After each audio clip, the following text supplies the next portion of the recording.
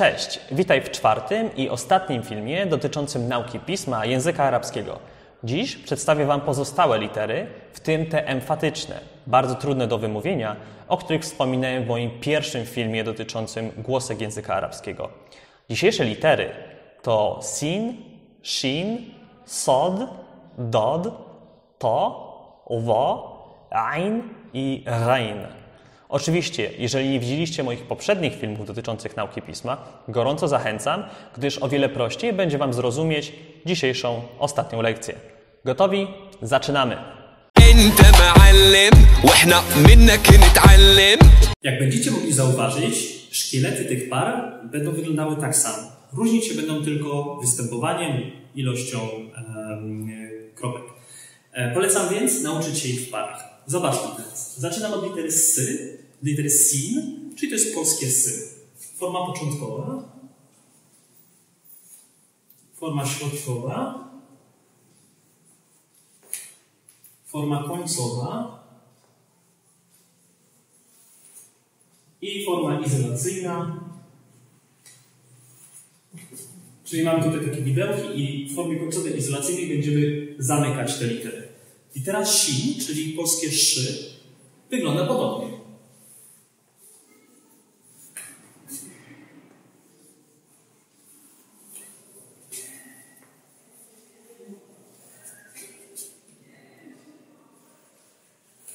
Tylko czym się będzie różnić? Będzie miała kropki. 3 kropki.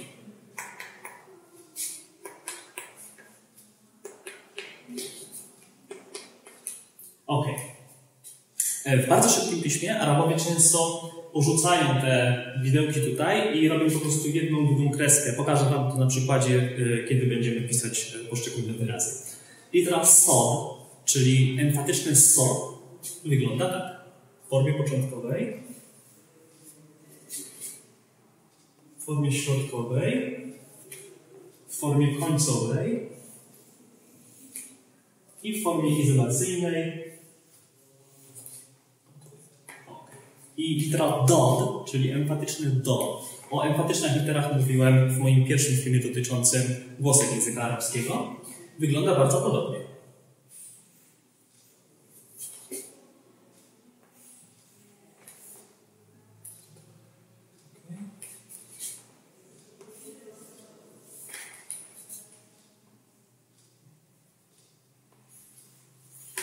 Czym się będzie różnić? Będzie miała kropkę. Ok. Kolejna para. Litera to, czyli emfatyczne to, i litera wo, czyli emfatyczne w, które bardzo często w dialektach jest pomijane, ale nauczyć się musimy. Litera to, w środkowej, w końcowej i forma izolacyjna i litera wo,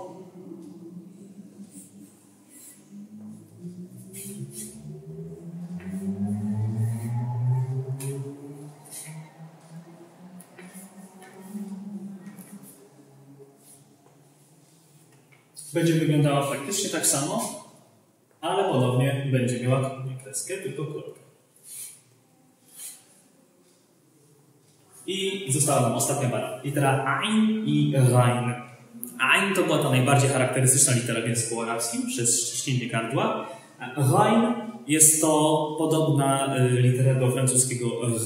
Zaczynamy. I tutaj będzie to, akurat te dwie litery będą dosyć trudne w porównaniu do reszty, dlatego że w każdej formie będą wyglądały troszeczkę inaczej. Zobaczmy ich szkielety. Litera ain w formie początkowej wygląda tak. I litera ghain również. W formie środkowej wygląda tak. W formie końcowej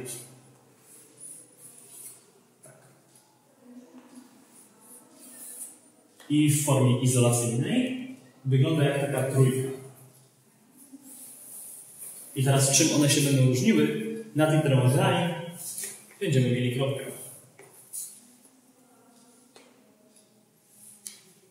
Tak wygląda całe zestawienie. To są nasze teraz 3 przykłady. Nie skupiamy się tylko i wyłącznie na tych literach poznanych dzisiaj. Dołóżmy sobie litery, które poznaliśmy przez ostatnie 3 odcinki, żeby utrwalić alfabet. Zaczynamy. Czyli co mamy tutaj? Zaczynamy litery ein, potem mamy literę o, emfatyczne z, długie i litera mim. Czyli zaczynamy od ein. Ein w formie początkowej wygląda tak.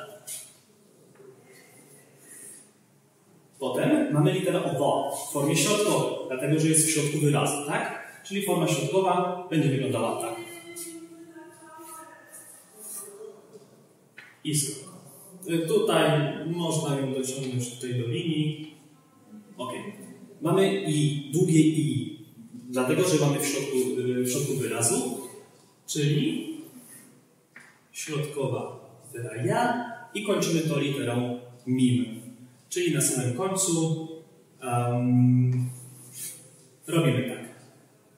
I mamy adin. Adin, czyli wielki, ogromny. Teraz mamy literę europejską.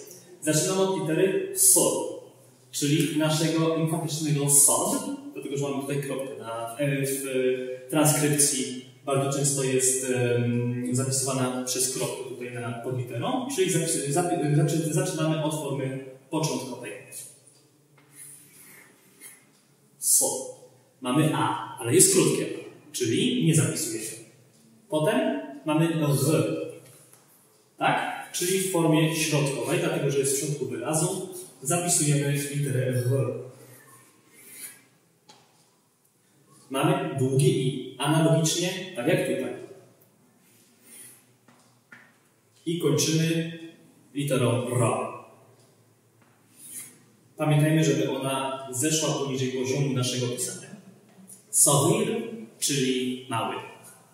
I kolejny wyraz, tym razem litery arabskie. Zaczynam od jakiej litery? Litery do, na samym początku. Potem mamy alifa długiego, tak? Więc zapisujemy go i pamiętamy, alif się nie łączy. Więc następną naszą literą będzie litera B. W formie początkowej.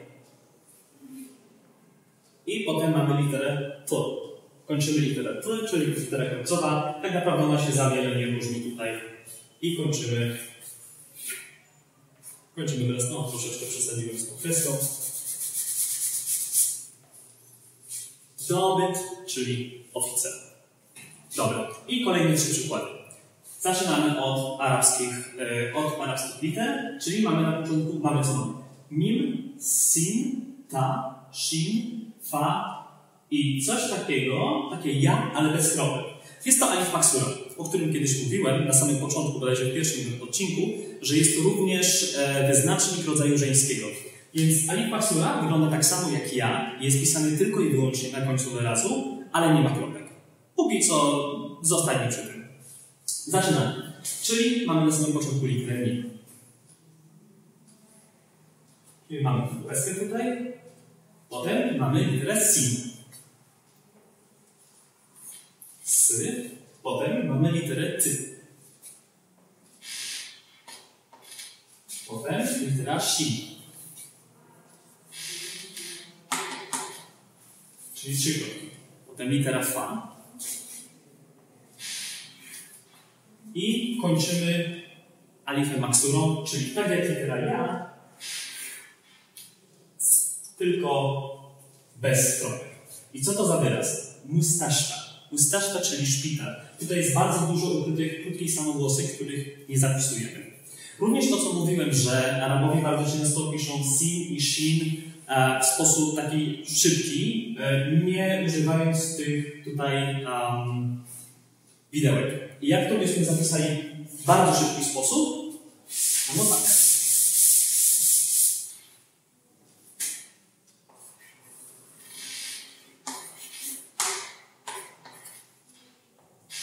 Mniej więcej ja tak osobiście piszę, jeżeli się spieszę generalnie i chcę coś szybko napisać. Więc tutaj pod tą kreską kryje się ta litera sin, tutaj mamy literę ty, bo 2 kropki dają nam taką kreskę w szybkim pisaniu. Tutaj pod tą kreską kryje się litera shin. Dlatego, że pamiętacie, ten taki daszek to są 3 kropki w szybkim pisaniu. I potem mamy literę F i alif maksura. Ok. Kolejny wyraz, shukran. Czyli shukran to znaczy dziękuję. Zaczynamy od litery shin.